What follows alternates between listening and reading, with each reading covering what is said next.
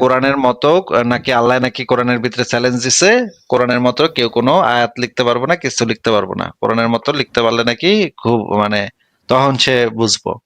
তখন আমি তাকে জিজ্ঞেস করছি কোরআনের মতো লিখলে সেটা বিচার করবে কে? আচ্ছা ঠিক আছে, ধরেন আমি একটা লিখলামই, লিখা কি আমি জান নিয়ে ফেরত আইতে পারবো? আচ্ছা ঠিক আছে, আমি না হয় অনলাইনে লিখলাম, জান নিয়ে দিলে ফেরত যাওয়া যাবে বা গলাটা বাঁচান যাবে মুমিনদের হাত থেকে।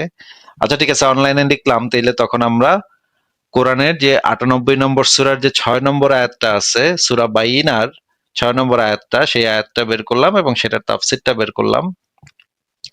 সেই তাফসিরটা বের করে সেই আয়াতের থেকে বেটার একটা আয়াত আমরা লেখার চেষ্টা করলাম বা বলার চেষ্টা করলাম। যে বেটার কথাটা হচ্ছে এই যে আল্লাহর কথাটার থেকে ভালো কথা হচ্ছে, মানবিক কথা হচ্ছে, প্রত্যেক মানুষকে তার কর্মের ভিত্তিতে বিচার করো, তার ধর্মের ভিত্তিতে তাকে বিচার করো না। মানে হচ্ছে যে একজন মানুষের ধর্ম যাই হোক না কেন, সে যদি ভালো কাজ করে তাকে সম্মান দাও, সে যদি খারাপ কাজ করে তাহলে তার কর্মের ভিত্তিতে তাকে খারাপ কাজ করেছে বলে তাকে বলো যে তুমি খারাপ কাজ করেছো। কিন্তু তার ধর্ম পরিচয় কি সেইটা কখনো মানুষের সম্মানের, মানুষের মর্যাদার নির্ণায়ক হতে পারে না। এক একজন মানুষের এক একটা ধর্ম থাকতেই পারে, এটা তার ব্যক্তিগত বিশ্বাস, সেটার উপর ভিত্তি করে মানুষকে বিচার করা যাবে না। এরকমের একটা আয়াত আমরা তৈরি করলাম এবং দুইটা আয়াত পাশাপাশি রেখে দেখলাম যে কোরআনের আয়াতটা থেকে আমার তৈরি করা আয়াতটা অনেক বেশি মানবিক, সার্বজনীন, সবার জন্য মঙ্গলময় এবং মানব সভ্যতার জন্য উপকারী। এই জিনিসটা আমরা দেখলাম। এবার বলেন। আচ্ছা, প্রথম কথা হচ্ছে আপনি যে উদাহরণ যে সৃষ্টির সবচেয়ে নিকৃষ্ট জীব হচ্ছে যারা আহলে বায়াত বা কি আহলে কিতাব, যা ইহুদি এবং খ্রিস্টানরা, এরকম একটা আয়াত আপনি পেশ করলেন ৯৮ সূরার ৬ নম্বর আয়াত। তো এই আয়াতের থেকে আপনার আপনার যে বুঝটা সেটা হলো যে সকল মানুষের ধর্মের ভিত্তিতে না না না না না, কখনো আমার বুঝ না, আমার বিচার না না না না না না না না না না, আমার বুঝ না। আমি এই কারণে তাফসির পর্যন্ত খুলে দেখিয়েছি, তাফসিরের ভিতরে যে জিনিসটা লেখা আছে সেই জিনিসটা আমরা পড়েছি। তাফসিরে জি জালালাইন ৭ম খণ্ড। জি আচ্ছা ভাই আচ্ছা ভাই, বুঝতে এই পারছি। যে এই ধরনের কথা বলবেন না যে ভাই আপনার বুঝ এটা, ভাই আপনার বুঝ এটা, এই ধরনের কথাবার্তা আমার লাইভে এসে বলবেন না। এই ধরনের ফালতু মানে না না, আমি তো দেখানোর পরও, তাফসির সহ দেখানোর পরও এই ধরনের ফালতু মিথ্যা কথা। না, ভাই আমি তো আপনার কথা আপনার মতে ভাই আমি কথার মাঝখানে কথা বলেন না। ফালতু কথা, ফালতু আচ্ছা মিথ্যা কথা বলেন কেন? ফালতু মিথ্যা কথা বলেন কেন? আমি কি আমার মতামত দিয়েছি এই আয়াত সম্পর্কে?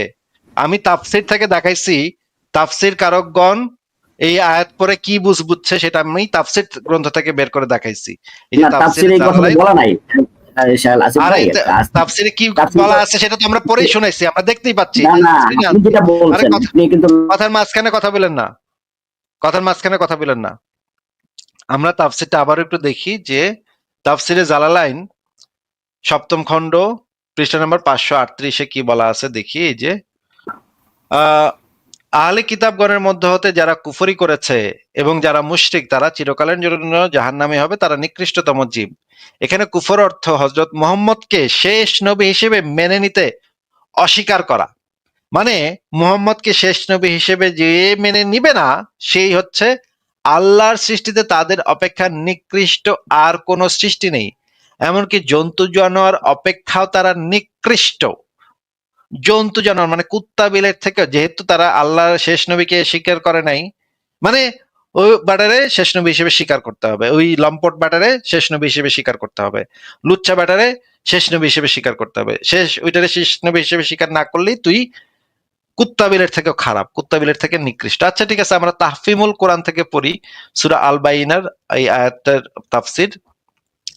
আহলে কিতাব ও মুশরিকদের মধ্যে যারা কুফরি করেছে তারা নিশ্চিতভাবে জাহান্নামের আগুনে স্থায়ীভাবে অবস্থান করবে, তারা সৃষ্টির অধম। আচ্ছা, এটার যে তাফসির সেখানে কি বলা আছে, এখানে কুফরি মানে মুহাম্মদ সাল্লাল্লাহু আলাইহি সাল্লামকে মেনে নিতে অস্বীকার করা। অর্থাৎ মুশরিক ও আহলে কিতাবদের মধ্য থেকে যারা এই রাসূলের নবুয়ত লাভের পর তাকে মানেনি, অথচ তার অস্তিত্ব একটি সুস্পষ্ট ও উজ্জ্বল প্রমাণ, তিনি সম্পূর্ণ সত্য ও নির্ভুল লিপি সম্বলিত মত পবিত্র সহিফা পাঠ করে তাদেরকে শুনিয়েছেন, ইত্যাদি ইত্যাদি। আচ্ছা, তাফসিরে জাকারিয়াতে কি বলা আছে দেখি। নিশ্চয়ই কিতাবীদের মধ্যে যারা কুফরি করেছে এবং তারা মুশরিকরা জাহান্নামে তারাই সৃষ্টির অধম। আচ্ছা, এখানে যেটা বলা আছে অর্থাৎ আল্লাহর সৃষ্টির মধ্যে তাদের চেয়ে নিকৃষ্ট সৃষ্টি আর নেই, এমনকি তারা পশুরও অধম। কারণ পশুর বুদ্ধি ও স্বাধীন চিন্তা ও কর্মশক্তি নেই, কিন্তু এরা বুদ্ধি ও স্বাধীন চিন্তা ও কর্মশক্তি সত্ত্বেও সত্য থেকে মুখ ফিরিয়ে নেয়। মানে তারা পশু পাখির থেকে, পশু কীট পতঙ্গ থেকেও তারা খারাপ। আচ্ছা, তাফসিরে ওসমানীতে কি বলা আছে আমরা দেখি। আহলে কিতাব ও মুশরিক যারা দিবালোকের মতো সুস্পষ্ট প্রমাণ আসা সত্ত্বেও আল্লাহ তার রাসূলকে অস্বীকার করেছে, তারা সুনিশ্চিতভাবে জাহান্নামের আগুনে দগ্ধীভূত হবে। ওটাই হবে ওদের স্থায়ী নিবাস। আর এই লোকগুলো হচ্ছে সমগ্র সৃষ্টিকুলের নিকৃষ্টতম মানুষ। তারা হচ্ছে নিকৃষ্টতম মানুষ। কারা? যারা মুহাম্মদকে শেষ নবী হিসেবে স্বীকার করেনি, তারা হচ্ছে নিকৃষ্টতম মানুষ। আচ্ছা, তাফসিরে ওসমানীতে কি বলা আছে দেখি। মানে চতুষ্পদ জন্তুর চেয়েও তুচ্ছ ও নিকৃষ্ট। আল্লাহ তাআলা সূরা ফুরকানে বলেন, তারা তো কেবল পশু জন্তুর মতো, বরং পথের ক্ষেত্রে তারা জন্তুর চেয়েও বেশি ভ্রষ্ট বিভ্রান্ত। মানে যারা সমস্ত রাসূল ও সমস্ত কেতাবের উপর ঈমান এনেছে এবং যারা নিয়োজিত রয়েছে ভালো কাজে, তারাই হচ্ছে সৃষ্টির সেরা, এমনকি তাদের মধ্যে কারো মর্যাদা কোনো ফেরেশতার চেয়েও বেশি। আচ্ছা, ঠিক আছে। আচ্ছা, আমরা একটু একজন আলেমের কথা শুনে নেই এই ফাঁকে, যে তারা মানে আলেমরা এই বিষয়ে কি বলে, আমরা একটু শোনেন। Yes, Al-Islam, that is Allah subhanahu wa ta'ala who legislated Islam for us, has ordered us and commanded us to hate, to reject, and to detest the disbelievers. And here let me just pause for a second. আপনারা শুনলেন যে তাদেরকে ঘৃণা করতে হবে, অন্তর থেকে ঘৃণা করতে হবে। এই যে যারা হচ্ছে কাফের এবং মুশরিক যারা, তাদেরকে অন্তরের অন্তঃস্থল থেকে ঘৃণা করতে হবে, কারণ আল্লাহই বলে দিয়েছে তারা সৃষ্টির নিকৃষ্টতম জীব। মাহবুব সাহেব, এইবার বলেন, এটা কি আমার কথা নাকি তাফসির গ্রন্থগুলোতে এরকম বলা আছে? জি, তাফসিরে যেটা আপনি পরে পরে শোনাইলেন যথার্থ সত্যর বাণী শোনাইলেন, এবং এটাই সত্য।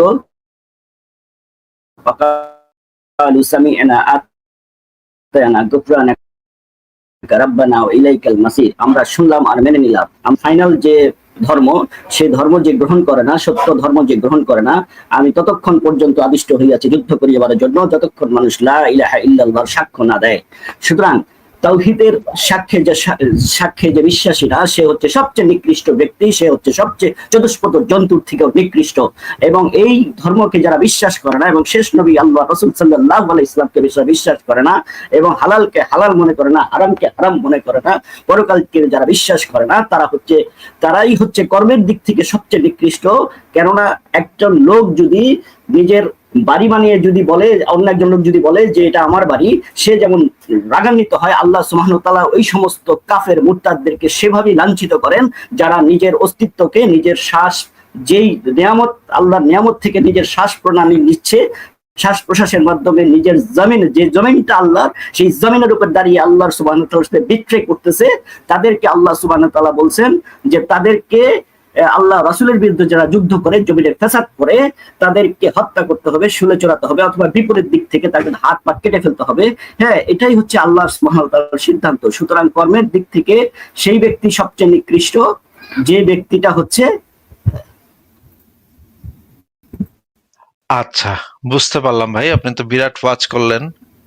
তো আপনার কাছে এই ধরনের মানে জিনিস আপনার কাছে আমার কথা কি শোনা যাচ্ছে ভাই? এখন আবার শোনা যাচ্ছে, মাঝখানে একটু থেমে গেছিল, আবার বলেন। আর আমার ইসলাম ধর্মটা তো ভাই যুক্তির ভিত্তিতে আসে নাই, আমার ধর্মটা তো ভাই যুক্তির ভিত্তিতে প্রতিষ্ঠিত হয় নাই। আপনি আমাকে যুক্তি দেখাবেন কেন? আমি আপনার যুক্তি শুনবো কেন? কোন নবী যুক্তির ভিত্তিতে তার ধর্মকে শিক্ষা দিয়েছেন? বিজ্ঞানের ভিত্তিতে কোন নবী তার ধর্মকে প্রচার করেছেন? মানে আপনি বলতে যাচ্ছেন যে আপনার ধর্মটা যেহেতু অন্ধবিশ্বাসের মাধ্যমে প্রতিষ্ঠিত, সেহেতু আমারও এটা অন্ধবিশ্বাস না, যুক্তির মাধ্যমে তো আসে নাই তো। আমার ধর্মে লেখা আছে, আমার ইসলাম কোরআনে লেখা আছে 7জন যুবক গুহার ভিতরে 350 বছর 309 বছর ঘুমাইছিল। এটা তো আমি যুক্তির ভিত্তিতে বিশ্বাস করি না। আর যদি যুক্তির ভিত্তিতে বিশ্বাস করতাম, তাহলে তো আমি ইসলাম মানতাম না। কিন্তু আপনি আমাকে প্রস্তাব করতেছেন আমিও যেন আপনার মতো এইরকম অন্ধভাবে বিশ্বাস করি নাকি? না না, যুক্তি তো ইসলাম, মানে যুক্তি আর বিজ্ঞানই তো ইসলাম, মানে ইসলাম নির্ভর। ইসলাম তো যুক্তির উপর নির্ভর করে না। বিজ্ঞানের উপর নির্ভর করে না। আপনি আমার উপর নির্ভরশীল, আমি আপনার উপর নির্ভরশীল না তো। সেটা বুঝলাম, কিন্তু বনু আপনি কুরাইজা আমাকে যে প্রস্তাব 700 জনকে করতেছেন। জবাই করছিল, বনু কুরাইজা যে 600-700 জন জবাই করছিল, এটা কি ইসলাম ধর্ম অনুযায়ী হয়েছিল? এটা তো রাসূল ইসলাম সাল্লাল্লাহু আলাইহি ধর্ম ওয়াসাল্লাম সিদ্ধান্ত নেন নাই। সাদ বিন মুয়াজ রাদিয়াল্লাহু তার পূর্ববর্তী যে ধর্ম, সেই ধর্মের অনুযায়ী সে যেটা লেখা আছে না না না সেটার উপর রায় দিছিলেন। না না না শোনেন ভাই, ভাই, ভুল আপনারা বলছেন, এই ভুল সমস্ত বলছেন ভাই, ভুল ফালতু বলছেন এই ভাই, সমস্ত ভুল বলছেন ভাই, আর্গুমেন্ট দিয়ে তো আপনি ভুল, জিততে পারবেন না। না না ভুল বলছেন। এই যে যেই সাদ ইবনে মুয়াজ যে ইয়াটা দিছিল, বিচারের যে ফয়সালা দিয়েছিল, জি জি, এই সেখানে তো ফয়সালা তো আল্লাহ ইসলাম এবং দেয় না, মানে মহানবী সাল্লাল্লাহু আলাইহি ওয়াসাল্লাম আরে দেয় ভাই নাই কথা প্রথমে। শুনেন, কথাটা শুনেন তো, কথা তো এতক্ষণ বললেন তো, এতক্ষণ তো ওয়াজ করতে দিলাম তো ভাই, কথা তো শুনেন তাইলে, নাকি কথা শুনবেন না খালি বলবেন? হ্যাঁ, আপনারা কি বলেন বলেন। ওয়াজকারীরা কথা শুনতে ভাল লাগে না, খালি বলতে ইচ্ছা করে নাকি? মাইক পাইলেই বরবর শুরু করেন, ওয়াজ শুরু করেন নাকি? আচ্ছা শুনেন, যেটা হচ্ছে যে সাদ ইবনে মুয়াজের যে ফয়সালা, সেই ফয়সালাতে তো আল্লাহ এবং তার নবী সন্তুষ্টি পোষণ করছিল যে অবশ্যই সিদ্ধান্তটা সন্তুষ্ট ভালো প্রকাশ হয়েছে। করেছে। জি জি, ধন্যবাদ। দিলে এটা সন্তুষ্টি তো প্রকাশ আল্লাহরও, করেছে। এবং এটা তো এইটা ওই লোকরে যখন লুবাবারে যখন বনু কুরাইজার সাথে কথা বলতে পাঠাইছিল, লুবাবা তো আগে গিয়া বইলা আসছিল যে নবী অলরেডি সিদ্ধান্ত নিয়ে নিছে যে এখান থেকে আত্মসমর্পণ করলে সবাইরে জবাই করা হবে। এটা তো নবীর জি জি সিদ্ধান্ত তো জি আগেই জি নেওয়া জি, ছিল যাদের নাকি? বগলের নিচে লোম উঠছে সবাইকে হত্যা করতে হবে। জি বলেন। বগলের না, মানে গুপ্তকেশ, বগলের না জি ভাই, জি এটা জি, গুপ্তকেশ। ন্যাংটা করে হ্যাঁ, আপনার জি নবী বলেন। চেক করছে, সমস্ত পুরুষের ন্যাংটা করে করে হ্যাঁ চেক হ্যাঁ, করছে না? এটাই আল্লাহর সিদ্ধান্ত হয়েছে। জি বলেন। এটা তো আল্লাহর সিদ্ধান্ত, এটা তো পূর্ববর্তী নবীর পূর্ববর্তী হ্যাঁ হ্যাঁ, কেতাবের সাদ সিদ্ধান্ত বিন কিন্তু মুয়াজের না। সিদ্ধান্ত এবং ইসলামের আগে যে ধর্ম ছিল ওই তাওরাত ইনজিল, সেখানেও একই সিদ্ধান্ত ছিল। জি না বলেন। এটা তো ভাই, নবী তো এটা আগেই সিদ্ধান্ত নিয়ে রাখছে যে এগুলো সবাইরে জবাই মানে করবে, নবীর তো সব সিদ্ধান্ত নেওয়ার জবাই প্রয়োজন করবে। নাই, এটা তো আহলে কিতাবের ধর্মের মধ্যে এটা লেখা আছে। না না, কেন সূরা নবী তো বাকারাতে এখানে আপনি পড়েন নাই? যারা যখন যারা সূরা যখন বাকারাতে আপনি পড়েন ভাইরে নাই? ভাইরে সূরা বাকারা, ভাইরে ভাইরে যখনও নবী যখনও তাদেরকে আত্মসমর্পণ করায় নাই, আত্মসমর্পণের আগেই তো লুবাবা যখন ওইখানে ঢুকছে, লুবাবা তো গিয়া বইলেই আসছে যে তোমরা আত্মসমর্পণ করলে তোমাদের সবাইরে জবাই করবো, আমাগো নবী সবাইরে জবাই করবো, এটা তো লুবাবা বইলেই আসছে। তার মানে তো নবী এটা আগে থেকে সিদ্ধান্ত নিয়ে রাখছে, তাই না? নবী জানতো। নাকি জি ভাই? বলেন। তাহলে জি বনু জি, নাজির জানতো, নবী জানতো। বনু নাজির গোত্রেও তো বনু নবী কুরাইজা। সবাইরে জবাই করতে, না বনু নাজির গোত্রেও তো নবী সবাইরে জবাই করতে চাইছিল, কিন্তু উবাইয়ের কারণে, যাকে মুসলমানরা মুনাফিক বলে, সেই উবাইয়ের কারণে উবাই আইসা মোহাম্মদের গলার কলার ধইরা টানাটানি করে বলছে তুমি 400 জন মানুষের জবাই করবা, এটা আমি হইতে দিব না। উবাই আইসা মোহাম্মদের সাথে দাপাদাপি পারাপারি কইরা সেই 400 জনের জীবন রক্ষা করছিল। এটা কি আপনি জানেন ভাই? না, তাফসীরে থাকতে পারে। না আমরা তাহলে তাফসীরে দেখি। এই ঘটনাটা এটাই সত্য যে সেখানে এটাই যেটা সর্বসম্মতিক্রমে যেটা মত, যে যাদেরকে পূর্ববর্তী আহলে কিতাবে যেভাবে রায় আসছে সেভাবেই আল্লাহ রাসূল সাল্লাল্লাহু আলাইহি ওয়াসাল্লাম রায়টা আগে জানতেন, এবং সেই রায়ের উপর তারাও সন্তুষ্ট। তাদের যে দলনেতা সাদ বিন মুয়াজ তিনিও সন্তুষ্ট, এবং আল্লাহ রাসূলের পক্ষ থেকে একই সিদ্ধান্ত, এবং সেই সিদ্ধান্ত অনুযায়ী মদিনার গর্তে নিয়ে তাদেরকে আচ্ছা হত্যা আমি করা একটা, হয়েছে। আচ্ছা আচ্ছা আমি একটা জিনিস ভুল বলছি, সেটা বনু নাজির না, সেটা বনু কায়নুকার ঘটনা। এই জিনিসটা কারেক্ট করে দিলাম। সেটা হচ্ছে বনু কায়নুকার। আমরা দেখি, আমরা সেই দলিলগুলো একটু দেখি ভাই, যে এই বনু কুরাইজার আগে আরেকটা যুদ্ধ হয়েছিল, বনু কায়নুকার যুদ্ধ। সেখানে দেখেন কি হয়েছে। আহ 624 খ্রিস্টাব্দে বনু কায়নুকার গোত্রের উপরে 15 দিন ব্যাপী একটা অবরোধ করছিল মুহাম্মদ, এবং সেইখানে যে ঘটনাটা ঘটছিল, যে দেখেন বনু কায়নুকার ঘটনাটা, এই যে আহ, সিরাত সিরাতে ইবনে ইসহাকে যে জিনিসটা বলা আছে, দেখা যাচ্ছে ভাই? জি জি, স্পষ্ট দেখা যাচ্ছে। আচ্ছা, আসিম ইবনে উমর ইবনে কাতাদার ভাষ্য অনুসারে ইহুদিদের মধ্যে বনু কায়নুকা প্রথম রাসূলের সাথে চুক্তি ভঙ্গ করে যুদ্ধ হয়। এটা তারপরে রাসূল এমনি করে ক্ষমতায় প্রতিষ্ঠিত হলে আব্দুল্লাহ ইবনে উবাই তার কাছে গিয়ে বলল, আমার লোকজনের সাথে ভালো ব্যবহার করবেন হে মোহাম্মদ। রাসূল তাকে পাত্তা দিলেন না। লোকটা আবার একই অনুরোধ করলো। রাসূল মুখ ফিরিয়ে নিলেন। তখন লোকটা রাসূলের কুর্তার কলার চেপে ধরলো। রাগে রাসূলুল্লাহর চেহারা কালো হয়ে গেল। তিনি বললেন, ছাড়ো বলছি, যেতে দাও আমাকে। তখন আব্দুল্লাহ ইবনে উবাই বলল, না, আল্লাহর কসম, যেতে দেব না। আগে বলুন তাদের সাথে ভালো আচরণ করবেন। 400 লোকের বর্ম নেই, 3 জন বর্মধারী আমাকে আমার সব দুশমনের হাত থেকে রক্ষা করেছে। এক সকালে সবাইকে কেটে ফেলবেন আপনি? রাসূলুল্লাহ বললেন, ঠিক আছে, আপনি নিয়ে যান ওদের। মানে এই আব্দুল্লাহ ইবনে উবাই কলার ধইরা পারাপারি করে নবীর হাত থেকে এই 400 জনের জীবন রক্ষা করছিল। নবী 400 জনের জবাই করতে চাইছিল, কিন্তু আব্দুল্লাহ ইবনে উবাই তাকে এই লোকদের জীবনটা রক্ষা করছিল। ঠিক আছে, এই জিনিসটা আমরা আরো জায়গা থেকে দেখে নিই, সিরাতে ইবনে হিশাম থেকেও দেখে নিই। না, ফলে রাসূলুল্লাহ, এই ঘটনা দিয়ে আপনি কি মানে কি প্রেজেন্ট করতে চাচ্ছেন? আমি প্রেজেন্ট করতে চাচ্ছি যে এই বনু কায়নুকার ঘটনাটা বনু কুরাইজার আগে ঘটছিল। এই বনু কায়নুকার সময়তেই মুহাম্মদ এই 400 জন লোকরে জবাই করতে চাইছিল, কিন্তু এই আব্দুল্লাহ ইবনে উবাইয়ের কারণে সে এই এতগুলা মানুষের জবাই করতে পারেনি। সেই 400 জন লোক মুহাম্মদের হাতছাড়া হয়ে গেছিল। জবাই করার যে খায়েশটা ছিল, ইহুদিদেরকে জবাই করার আব্দুল্লাহ যে বিন উবাই খায়েশটা, তো মুনাফিকদের সর্দার, সে একটা চাল চালতে হয়তো, সে আব্দুল্লাহ এই জন্যই তো মুনাফিকদের সর্দার। এই কাজ হ্যাঁ, করার সে জন্যই তো এই কাজ এখন করার জন্যই তো শোনেন, আব্দুল্লাহ ইবনে উবাইকে আপনারা মুনাফিক বলেন, যে যেহেতু না না, ইহুদিদের জীবন আপনারা রক্ষা করছিল। আপনারা যখন বনু কুরাইজার উদাহরণ দিবেন তখন বীরে মাউনার উদাহরণটাও দেওয়া উচিত, যেখানে 70 জন সাহাবীদেরকে জবাই করে হত্যা করা হয়েছিল। আপনারা তো ওইটা দেন না।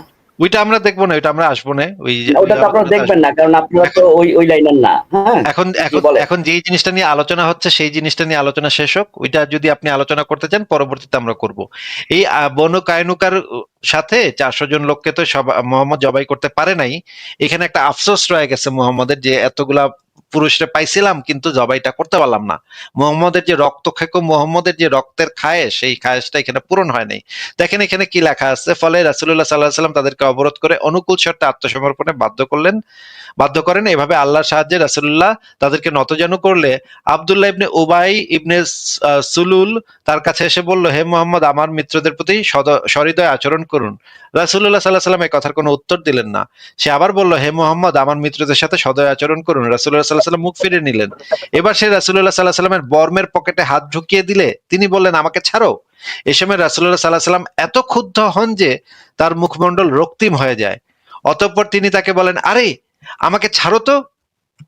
সে বলল, না, আমার মিত্রদের সাথে, দেখেন এখানে কি লেখা, আমার মিত্রদের সাথে সদয় আচরণের নিশ্চয়তা আগে দিন, তারপরে ছাড়বো। বিশ্বাস করুন, 400 নাঙ্গা মাথা যোদ্ধা এবং 300 বর্মধারী যোদ্ধা আমাকে সারা দুনিয়ার মানুষ থেকে নিরাপদ করে দিয়েছে, আর আপনি কিনা একদিনেই তাদেরকে নিশ্চিহ্ন করে দিতে চাচ্ছেন। আমি তাদেরকে ছাড়া এক মুহূর্ত নিরাপদ নই। রাসূলুল্লাহ সাল্লাল্লাহু আলাইহি সাল্লাম বললেন, আচ্ছা বেশ, তাদেরকে তোমার মর্জির উপরে ছেড়ে দিলাম। এই যে এইখানে আব্দুল্লাহ ইবনে উবাই তাদের 400 জনের জীবনটা রক্ষা করলো, কিন্তু বানু কুরাইজা গোত্রের সাথে এই ঘটনাটা ঘটলো না। বানু কুরাইজা গোত্রের সাথে এরকম কেউ ছিল না। বানু কুরাইজা গোত্রকেও যে মুহাম্মদ মারবে, জবাই করবে, সেটা তো আগে থেকে ডিসাইডেড ছিল। তাহলে আপনি কেন বললেন যে সেটা পূর্ববর্তী কেতাবের বিধান অনুসারে তাদেরকে মারা হয়েছে? না, পূর্ববর্তী পূর্ববর্তী কিতাবে কেতাবের, ভাই, আপনি যদি ইবনে ইসহাক বা ইবনে হিশাম বা এগুলো এই ইয়েগুলো আপনি নিশ্চয়ই পড়া আছে, সেখানে কিন্তু তাদের কিতাব নিয়ে আসে দেখাইতে বলছিল যে এখানে ওদের কিতাবে কি লেখা আছে। এটা কি আপনি পড়েন নাই? নিশ্চয়ই হ্যাঁ, পড়ছেন। এটা আমি পড়ছি, কিন্তু পূর্ববর্তী কিতাব অনুসারে এই বিধান, এই সাদ ইবনে মুয়াজের যে মানে না, শুধু রায়, এটা না এটা আজিব ভাই, মোটেও, আজিব ভাই, এটা মোটেও আমি ভাই আপনাকে ভুল বলি, আমি বলতেছেন, ভাই আপনাকে ভাই বলি, ভুল বলতেছেন, আমি ভুল বলতেছেন। না না, সাদ ইবনে শুধু এটা না, মুয়াজ কোন পূর্ববর্তী কেতাবের অনুসরণ করে বিচারের রায় দিতেই পারে না। বিচারের এইটা রায়টা তো তাদের জনগোষ্ঠীরা ঠিক করছে যে সাদ বিন মুয়াজকে নিয়ে আসো, সে আমাদের তাদের গোত্রের, জনগোষ্ঠী সে যে রায় করে দিবে, নাই ভাই, ভুল সে যে রায় মিথ্যা দিবে কথা সেটা আমরা বলতেছেন, মাথা পেতে দিব। আবারও মিথ্যা কথা বলতেছেন ভাই, আবারও মিথ্যা কথা বলতেছেন। এইটা সিদ্ধান্ত নিচ্ছে মুহাম্মদ বলছে সাদ ইবনে মুয়াজকে তোমরা তোমাদের না, বিচারক নিয়োগ মুহাম্মদ তো করলাম। আল্লাহ নিজের পক্ষ থেকে কোনো কথা বলে না, তার উপর যা ওহী আসে তিনি তাই বলেন। এটা তো ভাই আপনার অন্ধবিশ্বাস, যে মুহাম্মদ যা বলে তা আল্লাহর পক্ষ থেকে বলে, এটা তো আপনার অন্ধবিশ্বাস। কিন্তু এটার তো কোনো অবজেক্টিভ ভ্যালু নাই তো। না, আমি আপনার ডকুমেন্ট, আপনি যে ডকুমেন্ট গুলো শো করেন সেখান থেকে বলছি যে আহলে আমি কিতাবদের যে ধর্মেও আমি তাদের যে এই সিদ্ধান্তটা আমি আসতো। আমি যেই ডকুমেন্ট শো করি সেই ভাই, আমি যেই ডকুমেন্ট শো করি সেখানে তো এটা বলা নাই যে তারা তাদের কেতাব অনুসারে তাদেরকে ইয়া করা হয়েছিল। সেটা আমি দেখাইনি তো। আমি সবসময় দেখাইছি এটা যে মুহাম্মদ এবং আল্লাহ পাক এবং তার রাসূল দুইজনই সন্তুষ্টি পোষণ করছিল। আচ্ছা, আপনাকে জিজ্ঞাসা, যে জি সাদ ইবনে মুয়াজ তো এর আগে একটা যুদ্ধে আহত হয়েছে, তাই না? জি আচ্ছা, একটা যুদ্ধে যদি আহত হয়ে সে একটা কথা বলছিল, যে আমরা একটু দেখি যে সে কি কথাটা বলছিল, হাদিস থেকে দেখি। সরাসরি সহিহ হাদিস থেকে আমরা দেখি সাদ ইবনে মুয়াজ এই আপনি বনু একটু আগে যে আচ্ছা একটু আগে যে রেফারেন্সটা দিলেন যে ওই যে বনু বনু কুনাইকার ওইটার কি আপনার ওইটা তো কোনো ঐতিহাসিক গ্রন্থ মানে সিরাত গ্রন্থ তাই না? ওটা তো আর কোনো হাদিস না তাই না? ওইটা হাদিসের ভিতরে আছে, হাদিসগুলা বের করতে একটু সময় লাগবে। ওটা বিভিন্ন হাদিস গ্রন্থে আচ্ছা আছে। ঠিক আছে, ওটা আপনি পরে যদি হাদিস থাকে আমাকে ঠিক আছে। বাইহাকির হাদিসে ওইটা আছে, বলা আছে সম্ভবত হাসান গ্রেডের হাদিস। ওইটা আমি পরে বের করে দেখাতে পারবো আপনাকে, এই মুহূর্তে কাছে নাই। কিন্তু সিরাত গ্রন্থ, এই যে ইবনে সাদের যে ইবনে ইসাকের যে সিরাত গ্রন্থ অত্যন্ত অথেন্টিক। ইবনে ইসাকের সিরাত গ্রন্থটা নিয়ে বেশিরভাগ আলেমী মানে ইয়া করে না, খুব একটা উচ্চবাচ্য করে না, কারণ এটা সবচেয়ে প্রাচীনতম সিরাত গ্রন্থ। ঠিক আছে, আমি আপনাকে যেটা দেখাচ্ছি এখন এই মুহূর্তে তিরমিজি শরীফ তাহকিকৃত 1582 নম্বর হাদিস। এখানে দেখেন, বানু কুরাইজা গোত্রের সাথে যুদ্ধের আগে সাদ আহত হয় আরেকটা যুদ্ধে। সেখানে আহত হওয়ার পর একটা কথা সে বলছিল যে, হে আল্লাহ, আমার জীবনকে কেড়ে নিও না, বানু কুরাইজার চরম পরিণতি দেখে আমার চোখ না জুড়ানো পর্যন্ত। এই কথাটা কি দেখা যাচ্ছে ভাই? জি বলেন। তার মানে আমরা বুঝতে পারতেছি সাদ ইবনে মুয়াজ তো আগে থেকেই বানু কুরাইজা গোত্রের উপরে বিরক্ত ছিল বা খ্যাপা ছিল, তাদের চরম পরিণতি দেখা তার উদ্দেশ্য ছিল নাকি? তারা যে যুদ্ধে বেইমানি গুলি করছিল, যে চুক্তি ভঙ্গ করছিল, পরে আমরা দেখব বেঈমানি কি করছিল। সেগুলো যে মুসলিমদের পক্ষে যুদ্ধ করার কথা বলে বাবু ভাই, পরে বেঈমানি যে কি করছিল সেগুলো আমরা একটা একটা করে দেখবো না, অসুবিধা নেই, আপনি ওদিকে যান।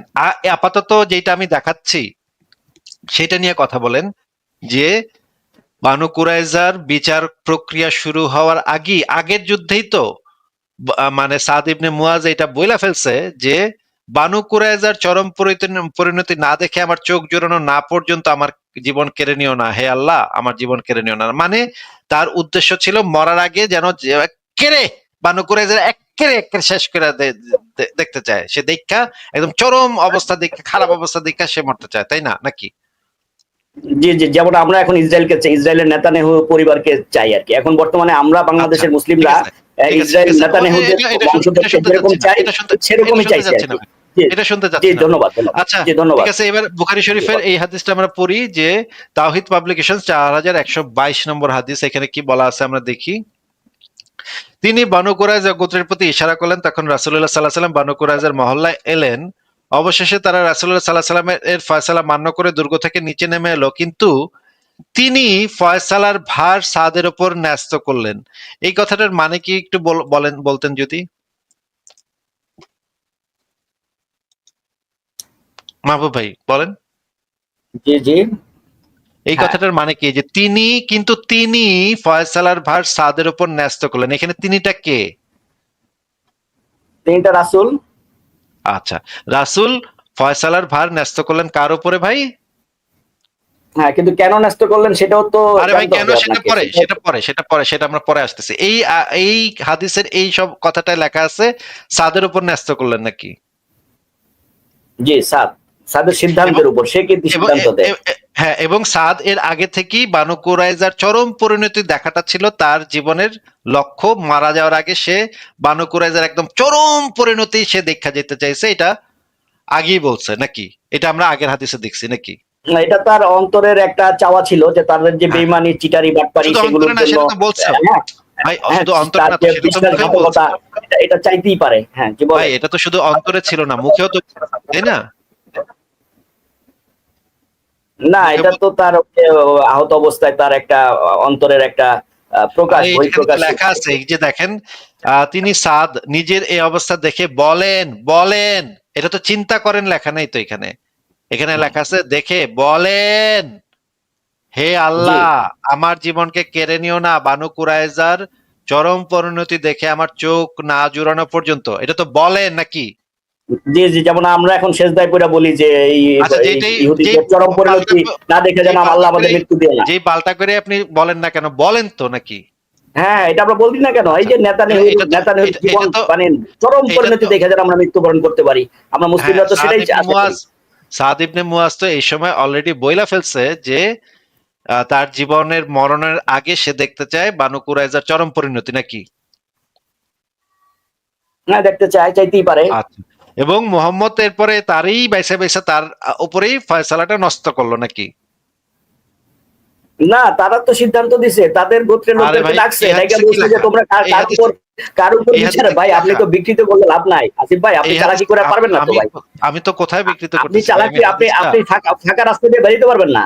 আমরা জানি আচ্ছা আপনি ঠিক কোন আছে, ফাঁক দিয়ে বেরোবেন। ঠিক হ্যাঁ, আছে, আপনি আমরা তাহলে এই হাদিসটা একটু পড়েন, আপনি এই হাদিসটা একটু পড়েন, আমাদেরকে পড়ে শোনান হাদিসে কি লেখা আছে, পড়েন। আপনি তো পয়রা শোনাইলেন ভাই, তিনি চাইতেই পারেন, এবং আমি তো এটা অস্বীকার করি আরে না কি যে আপনি যে চাইতে হাদিস পারেন? কি চাইতেই পারেন মানে তার আপনি বুখারী চরম শরীফের হাদিস আপনি অস্বীকার চরম করতেছেন? পরিণতি কেন অস্বীকার করবো ভাই? এই যে আচ্ছা, আপনি একটু এই হাদিসটা একটু পড়ে শোনান আমাদেরকে, এখানে কি লেখা আছে একটু আমাদেরকে এখান থেকে পড়ে শোনান। এই যে নবী সাল্লাল্লাহু আলাইহি সাল্লাম তাকে জিজ্ঞেস করলেন, এখান থেকে পড়ে শোনান তো ভাই। হ্যাঁ, নবী সাল্লাল্লাহু আলাইহি ওয়াসাল্লাম তাকে জিজ্ঞাসা করলেন কোথায়, তিনি বনী কুরাইজা গোত্রের প্রতি ইশারা করলেন। তখন রাসূল সাল্লাল্লাহু আলাইহি ওয়াসাল্লাম বনী কুরাইজার মহল্লায় গেলেন। অবশেষে তারা রাসূল সাল্লাল্লাহু আলাইহি ওয়াসাল্লাম ফায়সালের মান্য করে দুর্গ থেকে নিচে নেমে এলো, কিন্তু তিনি ফায়সালার বা সাদ রাদিয়াল্লাহুর উপর ন্যস্ত করলেন। সাদ রাদিয়াল্লাহু বললেন আচ্ছা আচ্ছা তাদের আচ্ছা, আস্তে ব্যাপারে, আস্তে আস্তে আস্তে আস্তে এই লাইনটা আবার পড়েন, কিন্তু তিনি ফয়সালার ভার, এই লাইনটা আবার পড়েন। তিনি ফায়সালার ভার সাদ রাদিয়াল্লাহুর উপর ন্যস্ত করিলেন। কে কে কে ন্যস্ত করলো? কে? রাসূল সাল্লাল্লাহু আলাইহি ওয়াসাল্লাম। রাসূল ফয়সালার ভার সাদের উপরে ন্যস্ত করলেন নাকি? জি, এটা কি আসিফ মহিউদ্দিন বলছে নাকি বুখারী শরীফে লেখা? বুখারী শরীফে লেখা। বুখারী শরীফে কি লেখা এটা ভাই? তো আমি এটা তো ভাই, এটা তো ভাই আমি তো অস্বীকার করি নাই যে রাসূল তার উপর ভাই, ন্যস্ত দেন নাই। আপনি রাসূল কি তাকে চয়েস স্বীকার করতে করছেন? বলেন, এবং ভাই উভয় পক্ষের চয়েস, ভাই উভয় ভাই পক্ষের কি চয়েস। স্বীকার করছেন, কি স্বীকার করছেন, কি অস্বীকার করছেন সেটা তো আমি জানতে চাচ্ছি না, আপনাকে জানতে চাচ্ছি যে এই লাইনে কি লেখা এটা আবার একটু বলেন। হ্যাঁ, কিন্তু তিনি ফয়সালার ভার সাদ রাদিয়াল্লাহুর উপর ন্যস্ত করলেন। বাবা একটু সরো, আচ্ছা বাবা ঠিক একটু আছে দূরে ঠিক সরো। আছে, এবার আমরা দেখি,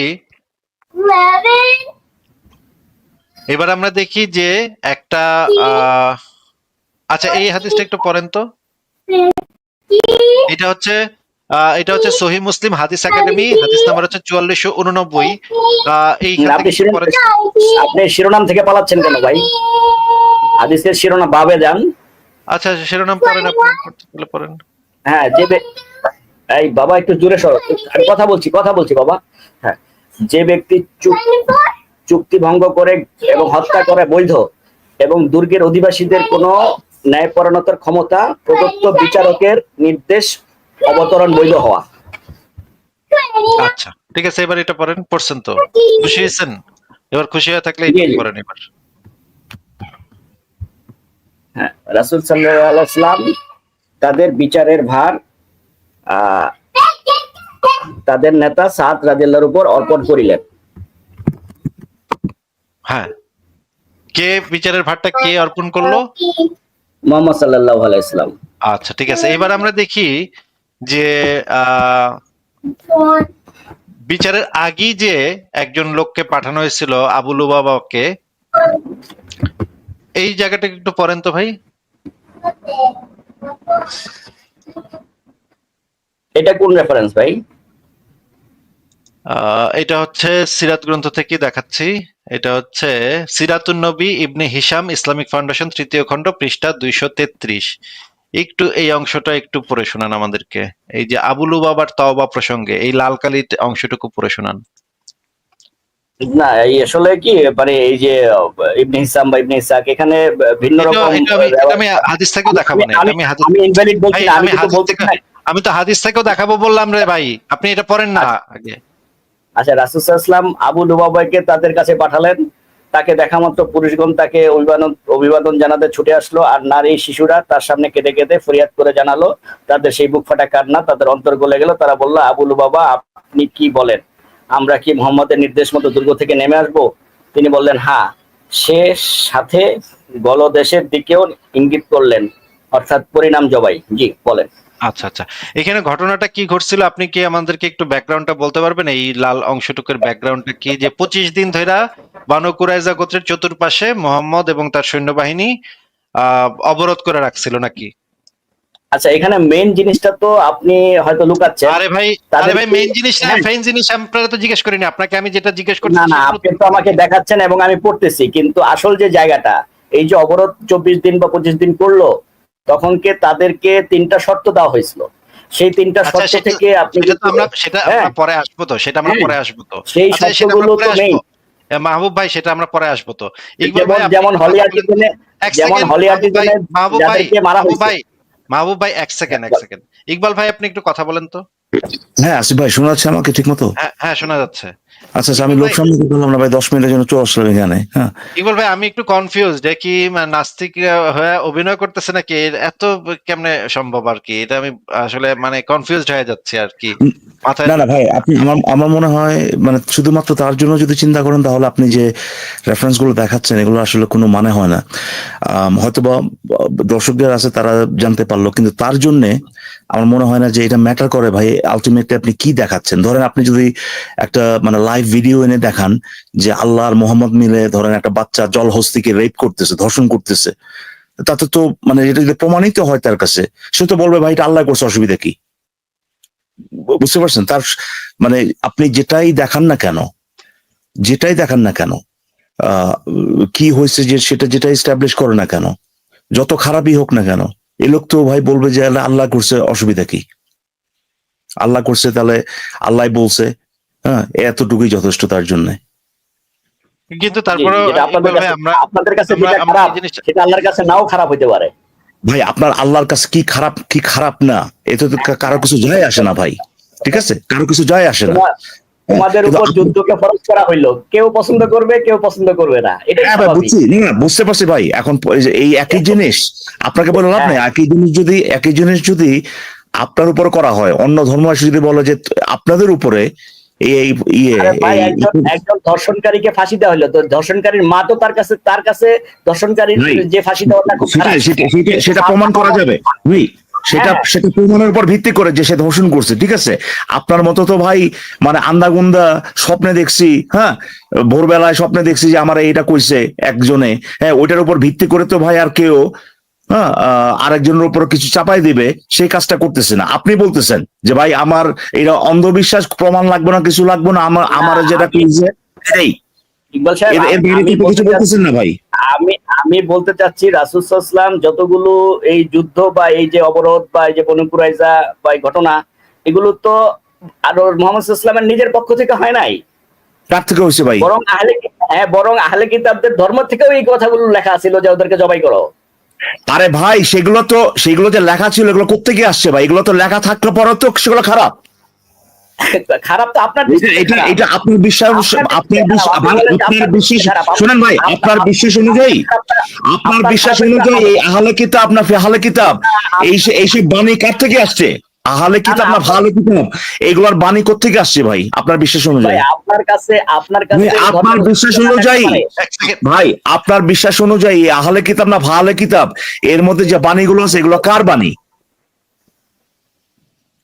আচ্ছা এক সেকেন্ড, আমি একটা একটু আমার প্রশ্নটা একটু শুনে নেন মাহবুব সাহেব, আমার প্রশ্নটা একটু শুনে নেন। মনে করেন যে আমি আপনাকে যে জিনিসগুলো দেখাইলাম সেটাতে যে জিনিসটা প্রুফ হয় সেটা হচ্ছে যে মুহাম্মদ আগে থেকেই ডিসাইড করে রাখছিল তাদেরকে সবাইকে জবাই করা হবে, যেটা আবু লুবাবার এই অংশটা থেকে, এবং সেইটা আমি যদি একটু নিচে যাই তাহলে হাদিসও আমরা পেয়ে যাব। হাদিসেও এই জিনিসটা বলা আছে যে আবু লুবাবা যে কি বলছিল সেই জিনিসটা হাদিসেও বলা আছে। আমি আপনাকে হাদিসটা একটু পরে বের করে দেখাচ্ছি। আমি তো বলেই নিছি মুহাম্মদ সাল্লাল্লাহু আলাইহি ওয়াসাল্লামের মাহবুব সাহেব এই নিউজটা একটু কথাটা একটু শুনে নেন। 25 দিন ধরে তাদেরকে অবরোধ করে রাখছিল ইকবাল ভাই, 25 দিন ধরে একটা গোত্রকে মুহাম্মদের সৈন্যবাহিনী চারপাশে আপনি অবরোধ করে তিনটা রাখছে। শর্তে কেন গেলেন না? পানি তিনটা এবং শর্ত কেন রাখেন মিয়া, শর্ত ফর্ত রাখেন মিয়া, কথা শুনে রাখে। আরে ভাই আগে তো সারেন্ডার। আচ্ছা মিউট করে রাখতেছি। ইকবাল ভাই 25 দিন ধরে একটা গোত্রকে চারপাশ থেকে অবরোধ করে রাখছে, পানি এবং খাদ্য সামগ্রী ভিতরে ঢুকতে বাইরেতে কিছুই করতে দিতেছে না। সেটার কারণে সেইখানকার নারী এবং শিশুদের খুবই অমানবিক অবস্থা। ভাই আমি এখানে একটা জিনিস অ্যাড করি, জাস্ট সবার জাস্ট একটা কনটেক্সট। এই জিনিসটা বর্তমান বিশ্বে এটা মারাত্মক ভাবে একটা ভাই রুলস অফ এঙ্গেজমেন্টের ভায়োলেশন, এটা একটা ওয়ার ক্রাইম বলে বিবেচিত হবে। এই যদি সিভিলিয়ানদের জন্য এই কাজটা উপরে যদি এই কাজটা করা হয়, কোনো আক্রমণাত্মক বাহিনী যদি এই কাজটা করে, যে যারা যুদ্ধের মধ্যে নাই তাদেরকে অবরোধ করে রাখছে এবং তাদের আপনার যে যে চাহিদা যেগুলো আর কি, ধরেন খাবার এবং আহ, পানি, এই জিনিসগুলো যদি বন্ধ করে রাখে, এটা বর্তমান আহ, আইন অনুযায়ী ভাই সেটা ওয়ার যুদ্ধ, ক্রাইম। এটা ওয়ার ক্রাইম, এটা হ্যাঁ, এটা এটা এটা গ্রহণযোগ্য না। এটা আমি মানে জাস্ট অ্যাড করে দিলাম আর কি, এই জিনিসটা কোনোভাবে গ্রহণযোগ্য না। ইকবাল ভাই, তারপরে আটকায় রেখে তাদের ভিতরে যে ঘটনাগুলো ঘটতেছে তখন, যে ভিতরে তখন ফরিয়াদ, নারী এবং শিশুদের ফরিয়াদ, কান্নাকাটি, হ্যাঁ। দেখেন, মুহাম্মদের একটা চেলা আবু লুবাবাকে পাঠাইছে ভিতরে। আবু লুবাবা ভিতরে গিয়া দেখে যে পুরুষগণ তাকে অভিবাদন জানাতে ছুটে আসলো, আর নারী ও শিশুরা তার সামনে গিয়ে কেঁদে কেঁদে ফরিয়াদ জানালো। তাদের সে বুক ফাটা কান্না দেখে তার মানে মুহাম্মদের একটা দলের একটা সাহাবী তার পর্যন্ত এই নারী এবং শিশুদের দেখা সে গইলা গেছে যে আয় হায়, এই বাচ্চাগুলার কি অবস্থা, এই মেয়েগুলার কি অবস্থা, না খাইতে পায়, পানি না খাইতে পায়, খাদ্য না খাইতে পায়, এদের কি রকম খারাপ অবস্থা। তখন তারা তাকে জিজ্ঞেস করলো, ইকবাল ভাই, হে আবুলু বাবা, আপনি কি বলেন, আমরা কি মোহাম্মদের নির্দেশ মতো দুর্গ হতে নেমে আসবো? তিনি বললেন, হ্যাঁ। সেই সাথে গলদেশের দিকে ইঙ্গিত করলেন, অর্থাৎ পরিণাম জবাই। হ্যাঁ, মানে তোমরা নাইমা আসো না, নাই যাই করো না কেন, তোমাদেরকে জবাই করা হবে। এরপরে ইকবাল ভাই, এদেরকে মানে মোহাম্মদ যে কাজটা করলো দেখেন, একটা বিচার প্রক্রিয়াতে তো সবসময় একজন নিরপেক্ষ ব্যক্তিকে বিচার প্রক্রিয়ার মানে দায়িত্বটা দিতে হবে, যে এই। না না, আসিফ ভাই, এর আগেও একটা কথা আছে। হ্যাঁ, বলেন। বিচার প্রক্রিয়া যাওয়ার আগে তো ভাই প্রত্যেকটা মানুষের বিরুদ্ধে চার্জ কি, তাদের অপরাধটা কি, এটা নির্দিষ্ট করতে হবে না ভাই? এই জিনিসটা আগে স্টাবলিশ করতে হবে না? অবশ্যই, হ্যাঁ। তো প্রত্যেকটা মানুষের ইন্ডিভিজুয়ালি ভাই, প্রত্যেকের দেখাইতে হবে যে তোমার বিরুদ্ধে এই চার্জ, তোমার বিরুদ্ধে এই চার্জ, তোমার বিরুদ্ধে এই চার্জ, এরপরে ভাই বিচার প্রক্রিয়া হবে, তাই না? তো গোত্রের কি কি না করছে এগুলো তো অবশ্যই চাপাবাজি, কিন্তু এটা যদি সত্যও হয়, পুরা গোত্রের সবাইকে এক কাতারে সবাই একই অপরাধী, এটা ভাই কি ধরনের, মানে এটা কি ফাইজলামি ভাই প্রথমত, তাই না? তো সেই সেই যুদ্ধ অপরাধের কোনো বা যে কোনো ধরনের, ধরেন তারা যেটা বলে আর কি, যে তারা কি করছে না করছে, এগুলো তো দেখাইতে হবে যে ভাই তারা সেই আইন বিরোধী কোনো কাজে লিপ্ত হয়েছিল। এটা তো এই জিনিসগুলো তো ইন্ডিভিজুয়ালি বলতে হবে, তুমি এটা করছো, তুমি এটা করছো, তুমি এটা করছো। পুরো এক গোত্রের উপরে একটা রায়, এটা কি ভাই? এটা কি মানে, এটা তো সেই আদিম যুগের মানে মানে এটা তো, এখানে তো সভ্যতার কোনো ছোঁয়া নাই ভাই। কিন্তু ইকবাল ভাই, আমরা তারপরেও যদি তর্কের খাতিরে ধইরাও নেই যে পুরা গোত্র সবাই মিলে মানে অপরাধী ছিল, কিন্তু একজন বিচারক নিয়োগের সময় তো সবসময় দেখতে হয় যে এই বিচারকের কোনো পূর্ব রাগ, পূর্ব শত্রুতা, পূর্ব সুসম্পর্ক, পূর্ব খারাপ সম্পর্ক, পূর্ব কোনো অনুরাগ বিরাগ কিচ্ছু আছে কিনা, ওই যারা আসামি তাদের সম্পর্কে এই বিচারকের কোনো ধরনের কিছু আছে কিনা। 100%, এটা তো 100% ভাই, এটা বর্তমানে যে কোনো কেসে এবং চলাকালীন সময়ে কোনোভাবে যদি কোনোভাবে বের হয়ে যায় যে এই জাজ বা ধরেন জুরিদের ভিতরে কেউ ওই যার বিচার হচ্ছে তার বিরুদ্ধে নেগেটিভ কোনো কিছু মানে কোথাও বলছে বা কোথাও আহ মানে এরকম হোক আমি চাই, এই ধরনের কোনো কথাবার্তা বলছে, অটোমেটিক ভাই এটা মিসট্রায়ালে চলে যাবে। এটা তো একদম, দেখেন আমি উদাহরণও আমি দিয়েছি এলাকাটার ভেতরে, একটা কয়েকটা উদাহরণ আছে। যেমন 2000 সালে যুক্তরাষ্ট্রে বুশ বনাম গোর মামলায় সুপ্রিম কোর্টের বিচারকদের রাজনৈতিক পক্ষপাতিত্ব নিয়ে একটা বিতর্ক উঠছিল। ইকবাল ভাই, আপনি নিশ্চয়ই এই জিনিসটা জানা আছে আপনার, তাই নাকি? হ্যাঁ হ্যাঁ হ্যাঁ। এবং এই রকমের ঘটনা অসংখ্য আছে। যেমন 2011 সালে ভারতের সুপ্রিম কোর্টের বিচারপতি কেজি বালাকৃষ্ণন তার পরিবারের সাথে যুক্ত একটা দুর্নীতি মামলার দায়িত্ব যখন গ্রহণ করা হয়, তখন তাকে এটা নিয়ে ব্যাপক সমালোচনা শুরু হয়, যেহেতু তার পরিবারের সদস্যের বিরুদ্ধে দুর্নীতির মামলা হয়েছে। তখন উপর থেকে তাকে এখান থেকে সরায় দেওয়া হয়, সে এই বিচার প্রক্রিয়ায় অংশই নিতে পারবে না, কারণ তার পরিবারের একজন এখানে আছে। এবং একই সাথে 1931 সালে জার্মানির রাইখস্টাগ ফায়ার ট্রায়ালে বিচারকের পক্ষপাতদুষ্ট আচরণের কারণে নিরপরাধ ব্যক্তিদের দোষী সাব্যস্ত করা হয়েছিল। এমনকি বাংলাদেশেও এই ঘটনা ঘটেছে। এবং মিডিয়া দ্বারা যদি প্রভাবিত হয়ে কেউ যদি এই ধরনের কোনো একটা সিদ্ধান্তে যায়, বিচারকের উপরে যদি এই রকমের একটা অভিযোগ থাকতে পারে যে মিডিয়া বা জনমতের উপর ভিত্তি করে সে একটা রায় দিচ্ছে, যেমন 1995 সালে আমেরিকার ও জে সিমসন মামলায় মিডিয়ার অত্যাধিক প্রচারের কারণে বিচার প্রক্রিয়া প্রশ্নবিদ্ধ হয়েছিল। এরকম অনেকগুলা ঘটনা আছে, যেই ঘটনাগুলোর কারণে আমরা বিচার প্রক্রিয়া কি আমরা একটা খুবই বাজে বিচার বলে গণ্য করতে পারি, বা বিচারকের পক্ষপাতিত্বের অভিযোগ তুলতে পারি। এইখানে দেখা যাচ্ছে, দেখেন আসিফ ভাই, যার মানে হচ্ছে আপনি যেগুলো বললেন আর কি, যে একটা বিচার মানে যতখানি সম্ভব মানুষের দ্বারা আর কি, যে নিরপেক্ষতা বজায় রেখে যাতে করা হয়, সেই সমস্ত ব্যবস্থা নিতে হবে যতখানি সম্ভব। এমনকি বিচার প্রক্রিয়ার মানে কি, ধরেন 3 মাস যাবত চলতেছে ভাই, আজকে রায় দিবে, ওই সময় যদি কোনো কিছু পাওয়া যায়, সেটা ভাই যেটা বললাম আর কি, মিস ট্রায়ালে চলে যাবে, আবার হয়তো বা বিচার হবে বা অন্য কোনো কিছু করা হবে। ওই যেহেতু এটা মানে প্রমাণিত হইলো যে নিরপেক্ষতা সেখানে হয়তোবা কম্প্রোমাইজ হয়েছে। এগেন আপনি যেটা বলতেছেন সেটা হচ্ছে যে বিচার প্রক্রিয়া নিরপেক্ষতা, যে বিচার করবে, এটা এর চেয়ে গুরুত্বপূর্ণ আর কিছু হইতে পারে না। তাহলে ইকবাল ভাই দেখেন যে এই ব্যক্তি সাদের তো আগে থেকেই এদের প্রতি ঘৃণা বিদ্বেষ ছিল। এই যে দেখেন এই যুদ্ধের আগেই সে বলতেছে যে হে আল্লাহ, আমার জীবন কেড়ে নিও না, বানু কুরাইজার চরম পরিণতি দেখে আমার চোখ না জুড়ানো পর্যন্ত। এবং নবী মোহাম্মদের সামনে এই ঘটনা ঘটছে। নবী মোহাম্মদ জানে যে এই ব্যাটারে যদি দায়িত্ব আমাকে একটু সুযোগ দেন, কথা বলার। দিব, মাহবুব সাহেব একটু দিব। বনু কুরাইজা গোত্রের দায়িত্ব মোহাম্মদ এই লোকরে দিছে বাইসা, কারণ মোহাম্মদ একেবারে 100% জানে এই ব্যাটারে দিলে একটা সবাইরে জবাই করব।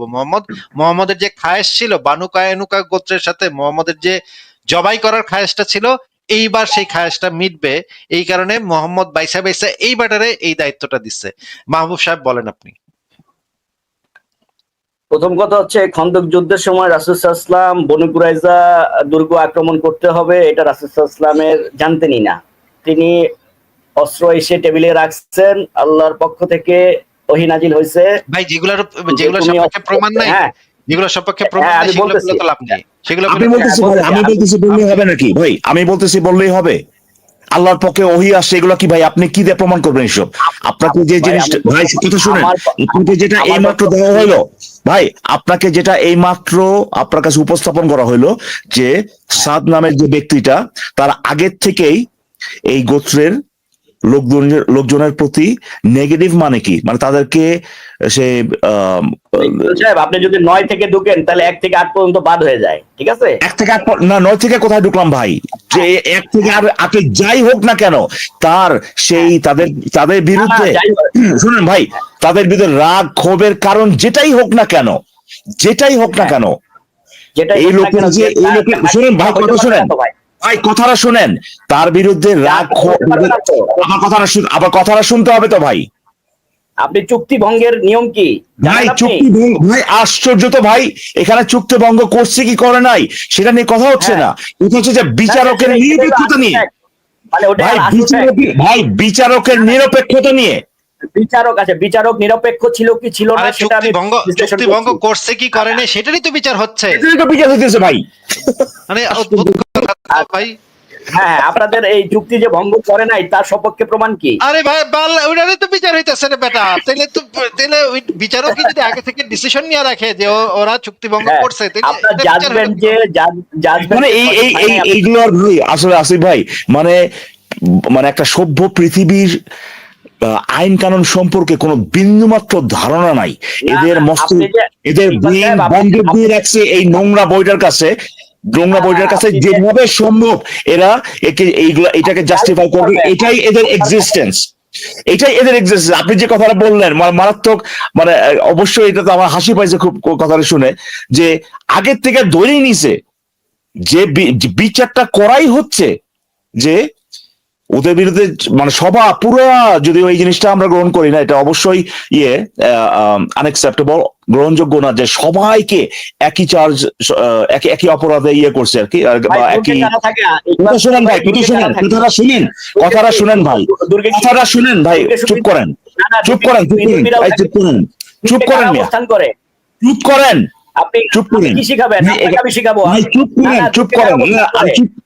চুপ করেন তো ভাই।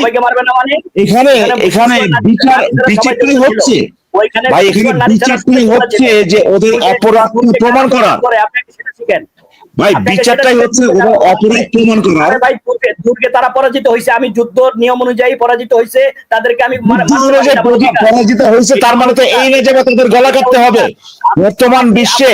শোনেন কথা শুনেন, এই ভাই এই এই এই দেখেন না কেন 1400 বছরের দেখেন না কেন ইসরায়েলে দেখেন না কেন 1400 বছর আগের 1400 বছর আগের আপনার এই বর্বর নোংরা ধর্মের রীতিনীতিতে বিশ্ব চলে না। আপনার যখন যখন বার্মায় জবাই হয়েছিল তখন নোংরা ধর্মের রীতিনীতিতে বিশ্ব চলে না ভাই। মানবিকতার স্লোগান নিয়ে আসেন না। আপনার নোংরা উঁচে গলে যাওয়া গন্ধ বের হওয়া ধর্মে রীতিনীতিতে বিশ্ব চলে না ভাই। যুদ্ধে হারছে বলে আপনি তাদেরকে মারতে পারেন না। স্যাটেলাইট করছেন আচ্ছা যে আচ্ছা, নেতানিয়াহু মাহবুব সাহেব, আকাম মাহবুব সাহেব, এক সেকেন্ড, মাহবুব সাহেব, এক সেকেন্ড, মানবিকতার দোহাই দিতেছেন এখানে ফালতু। মাহবুব সাহেব একটা কথা শুনেন তো একটু, যে ইসরায়েল যদি কালকে গাজার সাথে যুদ্ধে জিতে, তারপর না না, যদি আপনাদের গাজার কয়টা লাইক সমস্ত- করছেন একটু ইসরায়েলের কথা গণহত্যা শুনেন। নিয়ে, আরে কথা মানবিকতা নিয়ে, শুনেন, ঈদের কথা দিন শুনেন। বোমা মারতেছে, আপনি কথা কয়টা শুনেন। লাইক করছেন? ফাজলামি করেন এখানে, মাহবুব সাহেব কথা ফাজলামি শুনেন, করেন এখানে। মাহবুব সাহেব কথা শুনেন, মনে করেন এই ইসরায়েল এবং সমস্ত মুর্তা শুনেন, এই সমস্ত আরে কথা মুর্তাদের জন্য শুনেন। 33 নম্বর আয়াত জন্ম হয়েছে যে ওদের বিরুদ্ধে পিছন দিক থেকে হত্যা করো, শুলে চড়াও, তাহলে বিপরীত হ্যাঁ হ্যাঁ হ্যাঁ কেটে দাও। ঠিক আছে এই কারণেই ভাই এটা একটা জঙ্গি আসিফ ভাই। আসিফ ভাই, আসিফ ভাই, এটা একটা জঙ্গি এবং যারা বাসুর পূজা করে নাই তাদেরকে বলছে না যে সবাইকে হত্যা করো।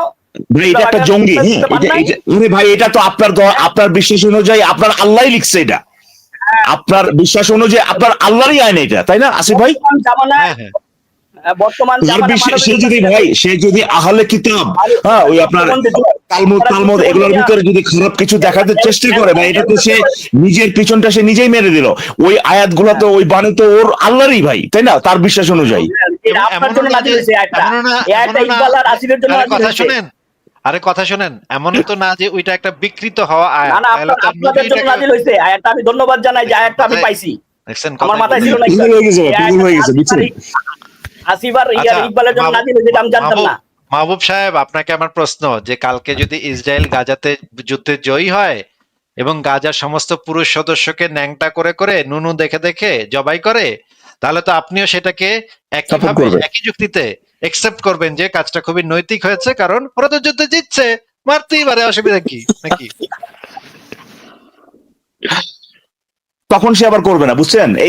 এই জন্য আমি এটাই বলতে আসছিলাম যে ভাই, এইটা আপনি যদি সমস্ত রেফারেন্স, সমস্ত কিছু হাদিস মাদিস গাইটা গুইটা ভাই, সমস্ত কিছু প্রমাণ কিছু দেখানো যে আল্লাহ বাদ ওই আল্লাহর নামে মুহাম্মদ খুবই খারাপ একটা কাজ করছে, সেটা আমাদের যে যুক্তি তথ্য প্রমাণের মাধ্যমে আমরা যেটা বের করি আর কি, যে কোন কাজটা ঠিক কোন কাজটা ঠিক না, মানুষের ওয়েলবিং এর জন্য সেই স্ট্যান্ডার্ডে যদি আপনি দেখানো মুহাম্মদ খুবই খারাপ কাজ করছে, এটা মনে হয় যেটা বললাম যে আল্লাহ মুহাম্মদের যদি আপনি ভিডিও নিয়ে আসেন, লাইভ ভিডিও যদি নিয়ে আসেন যে তারা একটা বাচ্চা জলহস্তিকে ধর্ষণ করতেছে এখন, সে বলবে ভাই এটা আল্লাহ ভাই এটা সৃষ্টি কিছু সবকিছু আল্লাহ যা খুশি তাই করবে, এখানে অসুবিধাটা কি?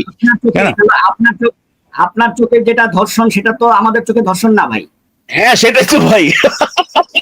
ভাই আর কিছু বলার আছে এখানে? আসিফ আর কিছু বলার আছে? আপনি আপনার মা বাবার ইন্টারক্রস দেখা যদি বলেন ধর্ষণ, সেটা আপনার ব্যাপার, আমি তো ধর্ষণ মনে করি না। না ভাই, না সেটা ধর্ষণের সংজ্ঞা সেটা না ভাই। আপনি কারো ইন্টারকোর্স দেখলে মানে ধর্ষণ সেটা না ভাই।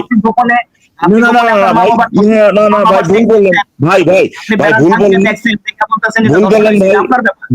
ভুল বললেন ভাই। কেউ দেখলে পরে ধর্ষণ হয় না ভাই, দেখলে পরে ধর্ষণ এখানে সম্মতির ব্যাপার, ঠিক আছে ভাই? হ্যাঁ আপনার ধর্ম অনুযায়ী আপনার আব্বাই আপনার মায়ের ভাই বান্দির মতো বাজার থেকে কিনে নিয়ে আসছে, চেয়ার টেবিলের মতো ব্যবহার করবে, এখানে ধর্ষণ হওয়ার কোনো ইয়েই নাই, মানে কোনো স্কোপই নাই। আপনার ধর্ম অনুযায়ী, আপনার বিশ্বাস অনুযায়ী আপনার মারে ভাই বান্দির মতো কিনে নিয়ে আসছে, আপনার মায়ের যৌনাঙ্গের মূল্য পরিশোধ করে ভাই তাকে ওই যৌনাঙ্গ যখন খুশি আপনার বাবা ব্যবহার করবে, এতে অসুবিধা কি, তাই না? এতে অসুবিধা কি, তাই না? হ্যাঁ, আয়সার খবর নিয়েন না, আগে আপনার মা দাদির কত বয়সে বিয়ে হয়েছে আগেই খবর। আরে ভাই আমি তো আপনার কথাই বলতেছি, আরে ভাই সেটাই তো বলতেছি, আপনার ধর্ম অনুযায়ী আপনার বাপে আপনার মায়ের যৌনাঙ্গ ভাই বান্দির মতো যে ভাই দোকানে গিয়ে যে ভাই আপনার আটা ময়দা এগুলো কিনে আনে, ওইরকম করে কিনে নিয়ে আসছি, তাই না? চেয়ার টেবিলের মতো কিনে নিয়ে আসছে, এখন ভাই যা মনে চাই সেটা করবে ভাই, যা মনে চাই সেটা করবে ভাই, এখানে অসুবিধা কি? সেটা হচ্ছে আপনার ধর্মের নৈতিকতা সেখানে। হ্যাঁ এটা কথা হচ্ছে যে কালেমা পড়বে না যদি আমার খেলাফত থাকে, যদি আমার হ্যাঁ। এমারত থাকে, শক্তি আমার থাকে, যে কালেমা হ্যাঁ। পড়বে না তার বিরুদ্ধে যুদ্ধ করা, যতক্ষণ না জিজিয়া না দাও। সোজা বাংলায় হ্যাঁ সেটাই তো, মানে জঙ্গি, এটা একটা জঙ্গি আসিফ ভাই, এটা একটা জঙ্গি, বুঝছেন? এবং এই জঙ্গিদের ট্রিটমেন্ট হতো আসিফ ভাই সভ্য পৃথিবীর এই জঙ্গিদের যারা কিনা এই জঙ্গিগুলা, যারা কিনা মানুষের অধিকার লঙ্ঘন করে, মানুষের অধিকার লঙ্ঘন করবে বলে ঘোষণা দেয়, যারা কিনা পুরো পৃথিবীকে ভাই একেবারে হেল বানায় ফেলতেছে, পুরো পৃথিবীকে হেল বানায় ফেলতেছে। এদের সাথে কিভাবে অবস্থান নাই, সমকামিতার পক্ষে যারা অবস্থান নাই, এদেরকে কিভাবে অধিকার শিখবো না আমি। হ্যাঁ ঠিক আছে, শেখার দরকার নাই ভাই, শেখার দরকার নেই, আপনাদেরকে শেখানো কেউ চেষ্টাও করবে না ভাই। আপনাদের জন্য ওই যে আপনার স্টেলথ ড্রোন আছে না, আইসা ভাই, এই যে আপনাদের খবর আসে না যে হামাসের শীর্ষ নেতা নিহত, তারপর ধরেন হেজবুল্লাহর এইটা নাসরুল্লাহ আবিজাবি, হ্যাঁ আপনার গাড়িতে যেতেছে, খবরও পায় নাই ভাই কোন মুখ দিয়ে এসে কি যে মারে গেছে। এটা হচ্ছে এইগুলো, এইভাবে আপনাদের সাথে এইভাবে সভ্য পৃথিবী আপনাদের মতো জঙ্গিদের সাথে এরকম ভাবে ডিল করবে। ওই যে ইসরায়েল যেটা করতেছে না, আপনাদের মতো জঙ্গি যেগুলাকে ল্যাংটা করা লাইন ধরায় যে ওই যে আপনার চোখ বাইন্ধে যে জঙ্গি গুলাকে যে করতেছে আপনার ফাইলে রেখে, হ্যাঁ তখন তো ওগুলা তো দেখা কান্নাকাটি করে না, দেখেন আমাদেরকে কি করতেছে, মানবাধিকার কোথায় না। আপনাদের মতো জঙ্গিদেরকে এটাই করতে হবে ভাই, যারা কিনা অন্যের অধিকারকে লঙ্ঘন করতে চায়, যারা কিনা মনে করে যে একটা গোত্র 4-5 জন মিলে যদি কোনো ডিসিশন নেয়, সেইটা ওই গোত্রের যে বাচ্চা যেগুলো আছে, হ্যাঁ সেই বাচ্চাদেরকে হত্যা করার মাধ্যমে সেটার বিচার করতে হবে। যাদের মানসিকতা এরকম নোংরা, এরকম বর্বর, তাদের ভাই এই পৃথিবীতে তাদের আসলে বেঁচে থাকার, এই যারা কিনা চেঞ্জ হবে না, তাদের এই পৃথিবীতে বেঁচে থাকার কোনো অধিকার নাই ভাই। তারা পৃথিবীর সভ্য মানুষের জন্য, আরে ভাই আপনার আল্লাহ নিয়েছেন ভাই, আপনার আল্লাহ নিয়ে আসেন না ভাই, আপনার আল্লাহ নিয়ে আসেন। আল্লাহ তো ভাই খাইতে আপনার যে ইসরায়েল দ্বারা আপনার আল্লাহ ঈসা মারা খাইতে এমন অবস্থা হয়েছে ভাই, এখন তো বিক্রি করতে হয় আপনার, এমন কিছু খাবার দেন, ভাই কিছু ভাত দেন, কিছু পানি দেন, বিক্রি করতে হয়। ছোট ভাইরা থাকবে দুনিয়াতে, কাব্বিন আশরাফের ছোট ভাইরা, খালাতো ভাইরা থাকবে, এগুলো থাকবেই, আবার এগুলো হারিয়েও যাবে, এগুলো সমস্যা না, ইসলামটা খালি বেঁচে থাকবে। হ্যাঁ দেখেন ইসলামের কি অবস্থা, দেখেন ইসলামের কি অবস্থা, 1400 বছর হয়ে গেছে, 1400 বছর হয়ে গেছে, থাকলে লাভ নাই। হ্যাঁ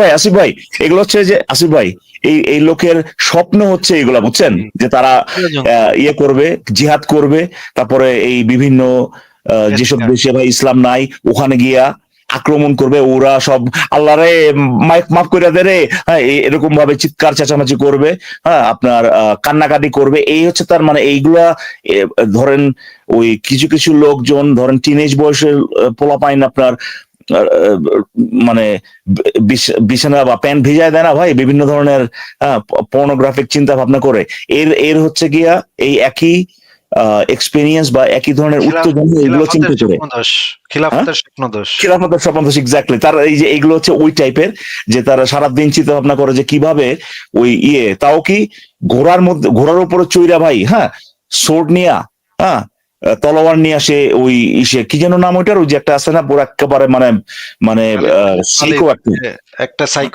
সাইকো কিলার খালিদ বিন ওয়ালিদ, এক্স্যাক্টলি। এটা হচ্ছে তাদের সেই ড্রিম, যে তারা এই কামটা করব, কিন্তু এইটার যে জীবনেও বাস্তবায়ন হবে না।